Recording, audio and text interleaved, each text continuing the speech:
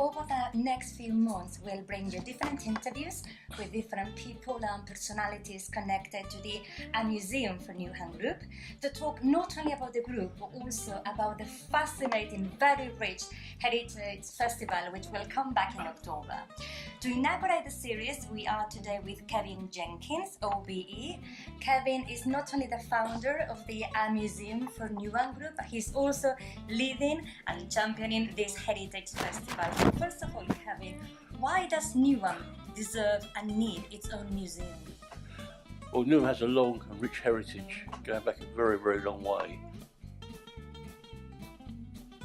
I think it's very important that generations of Newham people into the future can see how Newham grew to where it is now and how it's developing in the future, and celebrate what has happened so we can learn from the past and how they influence our future. And I was concerned that we didn't have a museum since the past Red was closed down and the Docklands Railway Museum closed down 20 or so years ago.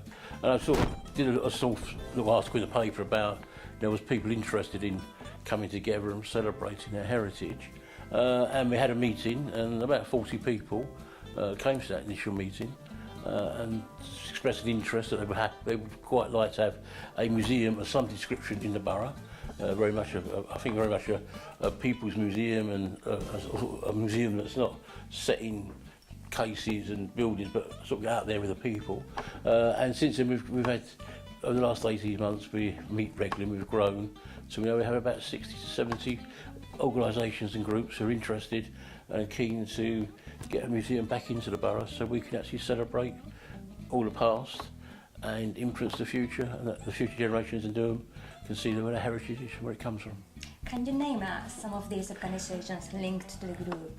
Yeah, there's a mixture from specifically heritage groups like Eastside Heritage, the Houseman at Stratford, Newham History Society, UEL History Department, and there's other general community organisations like the Riverside Christian Centre, Anchor House, St Mary's Church, the Norman Church, the Theatre Royal, and then also individuals who have got either interest in the heritage or are actually amateur historians, and then just individuals who live here and want to celebrate our past. So it's a real mixture of people. We're very keen to reflect the whole multiculturalism of Newham. Newham's always been multicultural for the last 300 or 400 years or more. So we're very keen to reflect that, and we're open to everybody. And the museum group and what we do is open to anyone to come and join in and get involved and help us move towards the museum in Newham. The Museum for Newham Group is leading in organising this Heritage Festival in October. It will be the second year. Yep.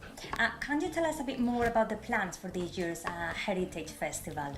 Yeah, it's obviously early days. The idea of the Heritage Festival is that we actually try and increase people who are not involved in heritage on a regular basis, increase their awareness about the heritage of the borough. Hopefully it's a stepping stone to get more people involved, interested in celebrating heritage, and towards a sort of a permanent facility in the borough. So we're looking now, there are a whole variety of groups and organisations beginning to put in what they want to do, so it's going to be a mixture of open days in some of the heritage buildings that we have, for example the House Mill, the pumping station at Abbey Mills, the Brick Lane Music Hall and other places like that. There'll be a whole variety of different workshops run by different people around different themes. There'll hopefully be some heritage walks, there'll be a variety of some film shows, some hopefully mobile exhibitions going around the borough, and hopefully we'll climax at the end of the week with a borough-wide Heritage Awareness Day, which will be open to the whole local community to come to. Yeah, so a whole variety, but I stress again that we're very keen for people to, if they want to contribute, they can, you know. How can they get in touch? How can they get involved? How can they be kept updated? Okay, they can just get in touch with myself. We put them on the mailing list and they get regular updates of what they have.